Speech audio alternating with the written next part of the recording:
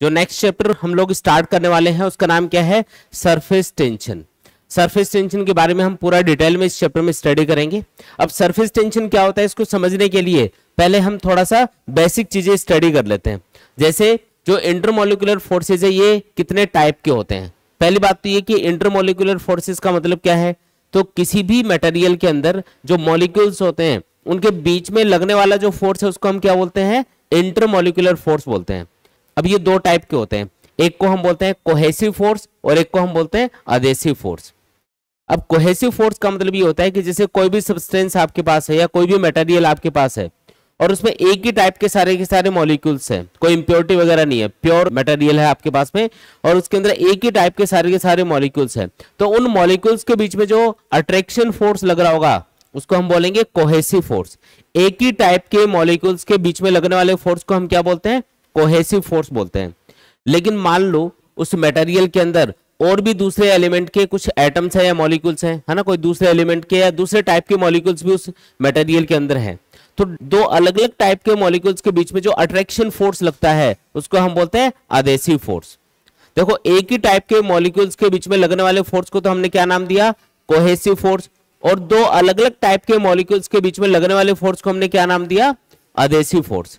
एक एग्जांपल के तौर पे जैसे मान लो कि एक ग्लास है ना, उसके अंदर आपने पानी भरा हुआ है, ठीक है, तो ये जो वाटर के मॉलिक्यूल्स हैं इनके बीच में आपस में जो इंटरमॉलिक्यूलर फोर्स लगेगा उसको तो हम बोलेंगे कोहेसिव फोर्स, क्योंकि वो सारे के सारे वाटर मॉलिक्यूल एक ही जैसे हैं, है ना, तो वाटर मॉलिक्यूल्स के बीच में लगने वाले फोर्स को क्या बोला हमने, कोहेसिव फोर्स बोल दिया। लेकिन वो जो वाटर मॉलिक्यूल्स है वो इस ग्लास की सरफेस से भी अट्रैक्ट हो रहे होंगे, तो ग्लास के जो मॉलिक्यूल्स हैं, ग्लास जिस भी मटेरियल का बना है, हो सकता है कि ये कांच का बना हो या फिर हो सकता है कि ये किसी मेटल का हो, तो जो ग्लास के मॉलिक्यूल्स हैं और जो वाटर के मॉलिक्यूल्स हैं इनके बीच में जो अट्रैक्शन फोर्स लगेगा उसको हम क्या बोलेंगे, अधेसिव फोर्स बोलेंगे। तो लिक्विड के मॉलिक्यूल्स के बीच में ये जो सरफेस टेंशन फोर्स डेवलप होता है ये कोहेसिव फोर्स की वजह से डेवलप होता है। कौन से वाले फोर्स की वजह से डेवलप होगा, हमेशा कोहेसिव फोर्स की वजह से ये फोर्स डेवलप होता है, ठीक है। अच्छा, ये जो कोहेसिव फोर्स है इसका कोई डेली लाइफ में एग्जांपल आप देखते हो क्या? हाँ बिल्कुल देखते हैं। जैसे मान लो लिक्विड की जो दो ड्रॉप्स है वो जैसे कांटेक्ट में आती है एक दूसरे के, वैसे आप क्या देखते हो कि वो दोनों आपस में मिक्स होके एक बड़ी ड्रॉप बना लेती है और जो वाटर के मॉलिक्यूल्स हैं दोनों ड्रॉप्स के अंदर वो एक दूसरे से कोहेसिव फोर्स से चिपक जाते हैं, ठीक है। ऐसे ही अधेसिव फोर्स का एग्जांपल क्या है, जैसे मान लो कि आपके पास एक स्टील की चम्मच है और आपने क्या किया, उसको पानी के अंदर से डुबो के और बाहर निकाला, तो आप देखोगे कि कुछ स्टील की चम्मच से कुछ पानी के मॉलिक्यूल्स या कुछ वाटर उससे चिपक गया है। क्यों चिपक गया, क्योंकि वाटर के मॉलिक्यूल्स और जो स्टील की चम्मच है उनके जो मॉलिक्यूल्स हैं उनके बीच में एक अट्रैक्शन फोर्स लग रहा होगा। वाटर के मॉलिक्यूल्स स्टील के मॉलिक्यूल से अट्रैक्ट हो रहे होंगे तभी वो चिपक गया पानी, अगर अट्रैक्ट नहीं होते तो वो चिपकता नहीं। इसका मतलब ये किसका एग्जाम्पल है, अधेसिव फोर्स का एग्जाम्पल है जो आप डेली लाइफ में देखते हो, ठीक है। अब बात करते हैं कि सरफेस टेंशन क्या चीज होती है। देखो सरफेस टेंशन मॉलिक्यूल्स के बीच में जो इंटरमॉलिक्यूलर फोर्स लगता है लिक्विड के अंदर उसकी वजह से डेवलप होता है, पहली बात तो ये, ठीक है। और ये एक टाइप का टेंशन फोर्स होता है। सरफेस टेंशन क्या है, एक टाइप का टेंशन फोर्स होता है जो हमेशा लिक्विड की फ्री सरफेस के ऊपर लगता है। जैसे ग्लास में पानी भर लिया तो फ्री सरफेस कौन सी होगी, ऊपर वाली सरफेस। तो जो सरफेस टेंशन है वो एक टेंशन फोर्स की तरह आप एज्यूम कर सकते हो जो कि लिक्विड की फ्री सरफेस के ऊपर लगेगा और वो हमेशा लिक्विड की फ्री सरफेस को छोटा करने की कोशिश करेगा, उसका एरिया मिनिमाइज करने की कोशिश करेगा। सरफेस टेंशन का काम क्या है, लिक्विड की फ्री सरफेस का एरिया कम करना, क्योंकि वो लिक्विड की सरफेस के ऊपर एक टेंशन फोर्स अप्लाई करता है जो लिक्विड की सरफेस के अलोंग लगेगा और उसकी वजह से जो लिक्विड की सरफेस है वो एक स्ट्रेच्ड मेम्ब्रेन की तरह बिहेव करेगी। जैसे एक पतली सी मेम्ब्रेन होती है उस तरीके से एक पतली सी स्ट्रेच्ड मेम्ब्रेन की तरह लिक्विड की फ्री सरफेस बिहेव करती है और अपना जो सरफेस एरिया है उसको मिनिमाइज करने की कोशिश करती है। तो ये जो फोर्स है इसका काम होता है सरफेस एरिया मिनिमाइज करना। कैसे मिनिमाइज करेगा, सरफेस के अलोंग एक टेंशन फोर्स डेवलप करके। और किस वजह से ये डेवलप होता है, इंटरमॉलिक्यूलर फोर्सेस की वजह से। कोहेसिव फोर्स जो होते हैं ना उनकी वजह से ये डेवलप होता है। इंटरमॉलिक्यूलर फोर्सेस का जो एक टाइप है कोहेसिव फोर्स, यानी कि सेम टाइप के मॉलिक्यूल्स के बीच में लगने वाला फोर्स, उसकी वजह से सरफेस टेंशन फोर्स डेवलप होता है, ठीक है। आपने देखा होगा कि जैसे ग्लास के अंदर मान लो आपने पानी भरा हुआ है, अब इसके ऊपर एक छोटी सी कोई निडल है, उसको आराम से उसके ऊपर रखो तो आप देखोगे कि वो निडल तैरने लग जाती है। क्यों तैरने लग जाएगी? क्योंकि ये लिक्विड की जो फ्री सरफेस है ये एक स्ट्रेस्ड मेम्ब्रेन की तरह बिहेव कर रही है, और इसके ऊपर ये जो स्टिक है इसको सरफेस टेंशन फोर्स क्या कर देगा? इसके वेट फोर्स को बैलेंस कर देगा, और वेट फोर्स के बैलेंस होने की वजह से क्या होगा? ये एक तरह से तैरती रहेगी, डूबेगी नहीं। ठीक है, अब सरफेस टेंशन का मतलब तो समझ में आ गया, लेकिन अब इसको कैलकुलेट कैसे करेंगे?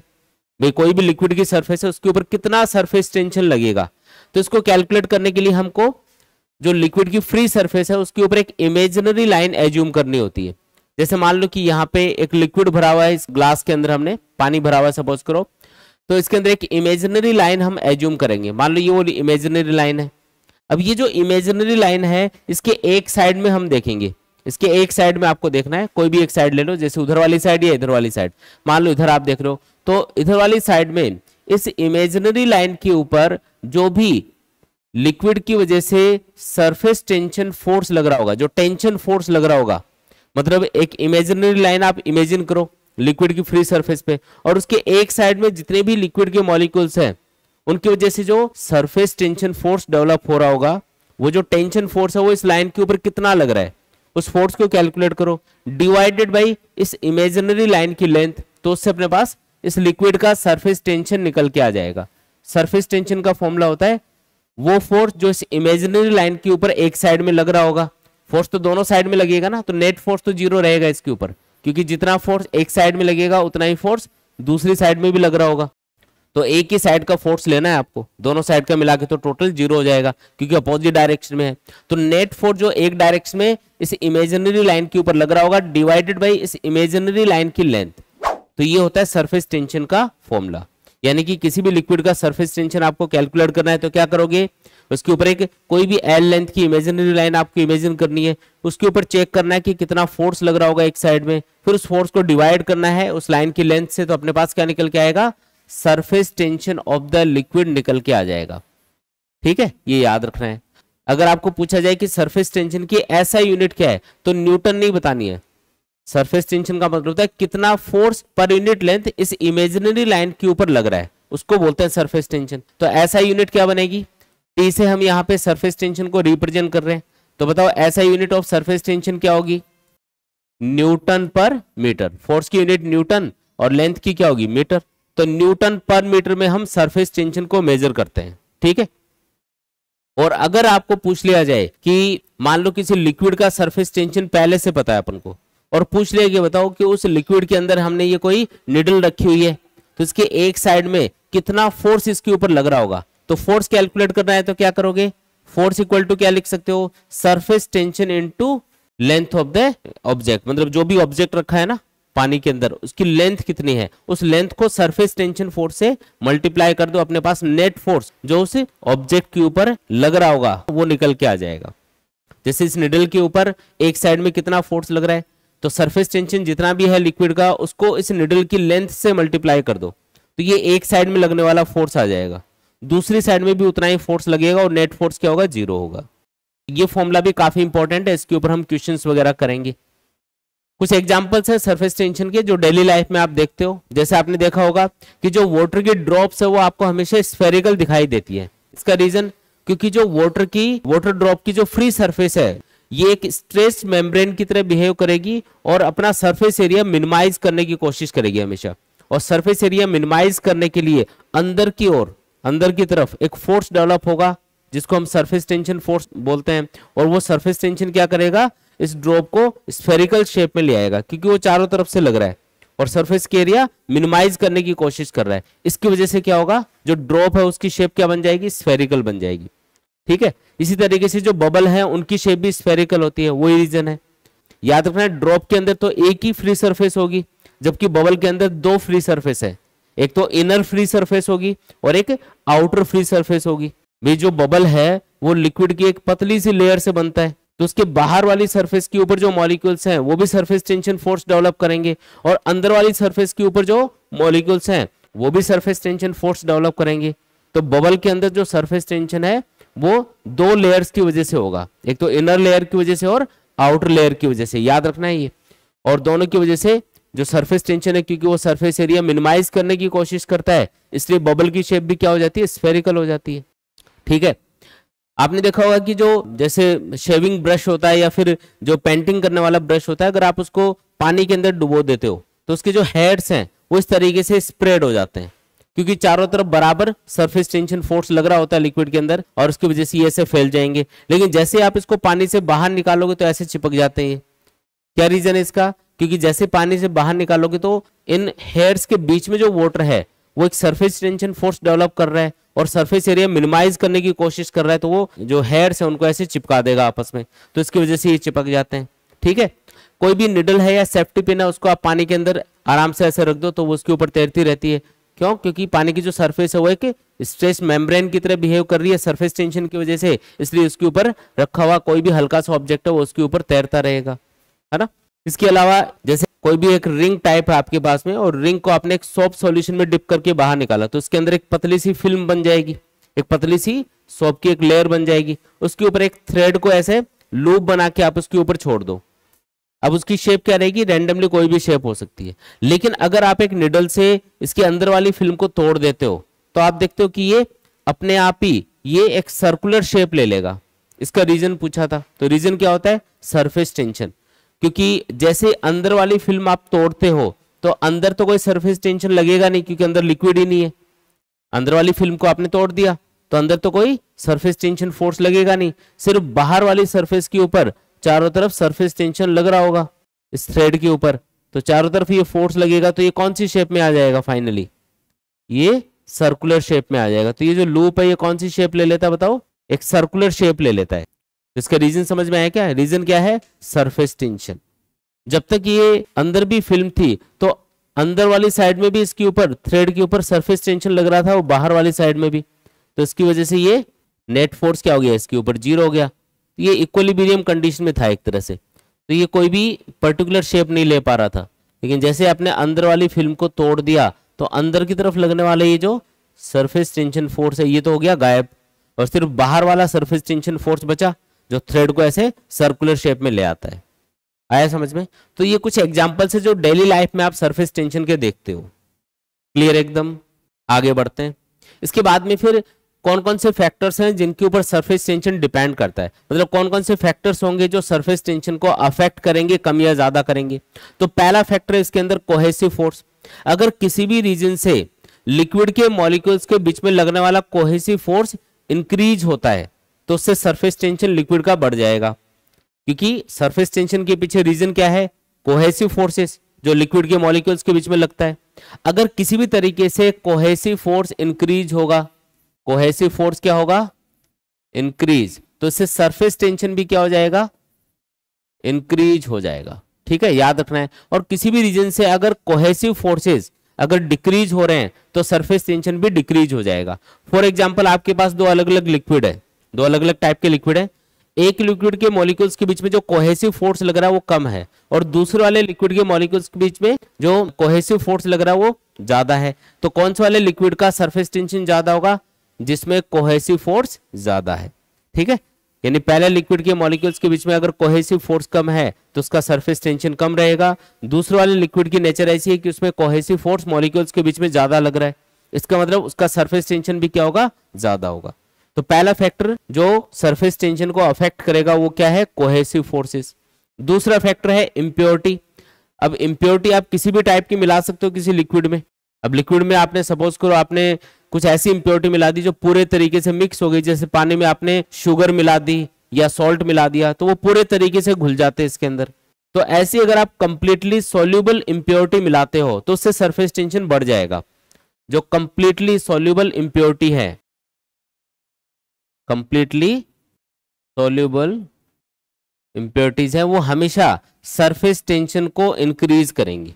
ठीक है, और जो पार्शियली सॉल्युबल इम्प्योरिटीज है जो थोड़ी घुल जाती हैं थोड़ी रह जाती हैं, जैसे पानी के अंदर अगर आप सोप सॉल्यूशन मिलाओगे तो पूरे तरीके से मिक्स नहीं होता है, सोप के जो मॉलिक्यूल्स है वो पूरे तरीके से पानी में मिक्स नहीं होते, तो वो जो सोप सॉल्यूशन है वो क्या करेगा? उस वाटर के सरफेस टेंशन को घटाएगा। पार्शियली सॉल्युबल इम्प्योरिटीज क्या करती है? सरफेस टेंशन को घटाती है।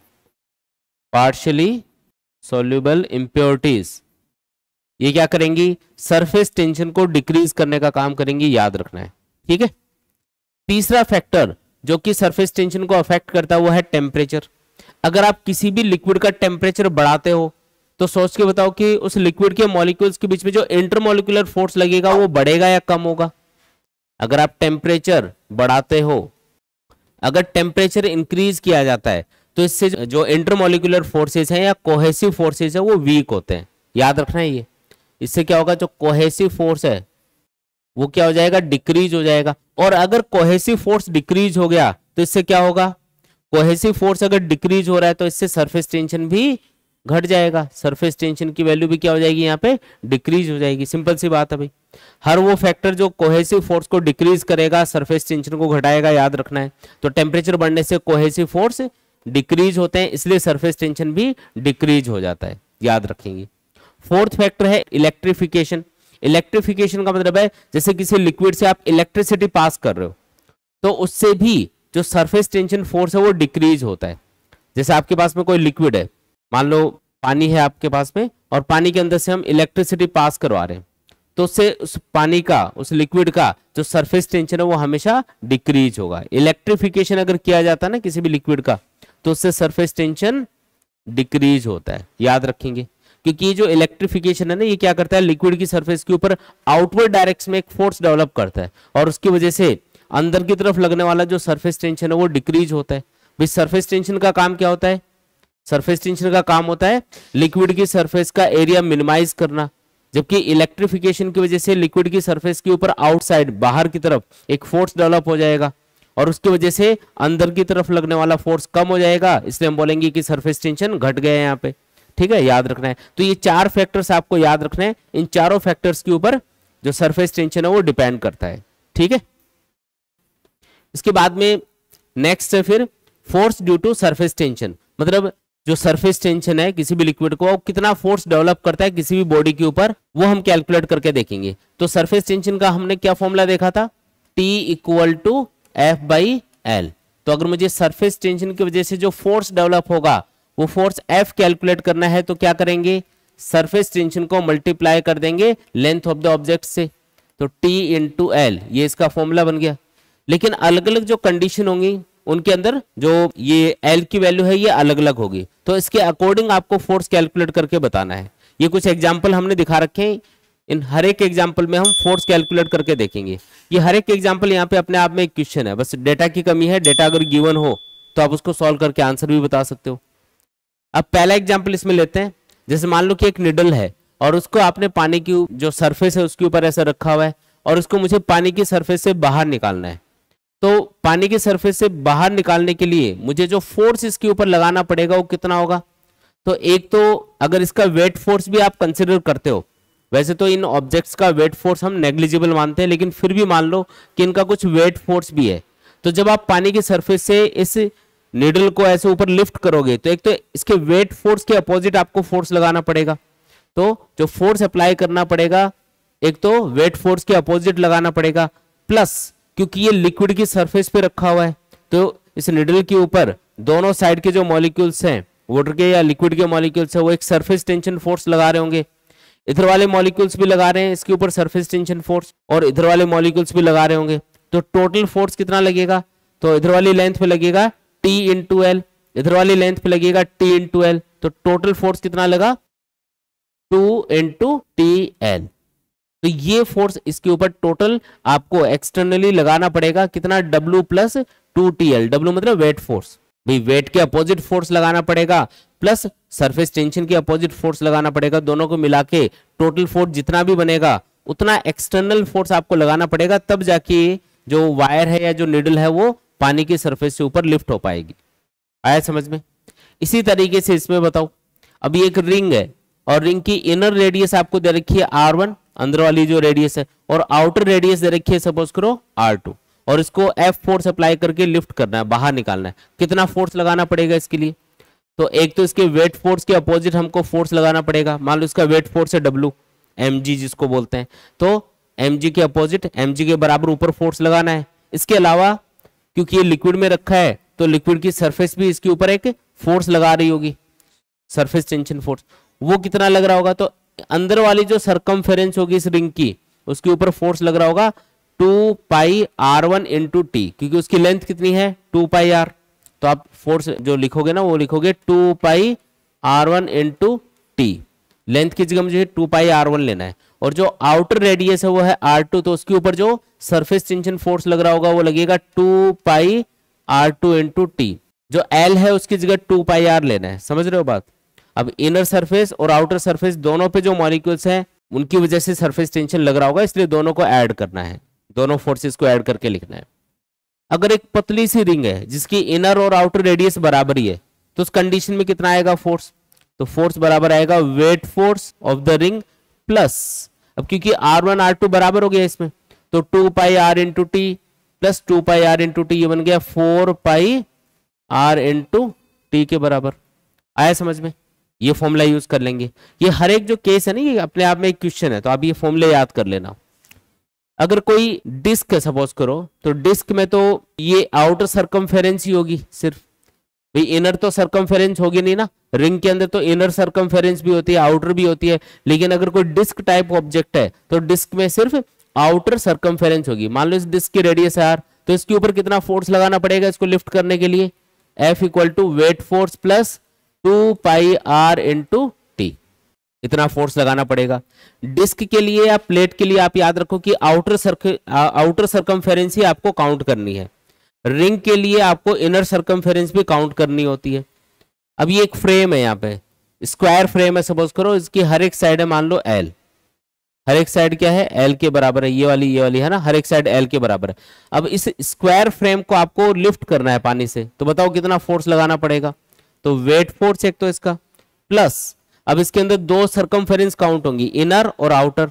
इनर सरकमफेरेंस की लेंथ कितनी होगी, तो L plus L plus L plus L यानी कि 4L, तो 4L इंटू टी, इतना फोर्स तो अंदर वाली सरकमफेरेंस पे लगेगा, और 4L इंटू टी इतना फोर्स आउटर सरकमफेरेंस पे लगेगा, तो टोटल फोर्स कितना हुआ 8L इंटू टी के बराबर। आया समझ में।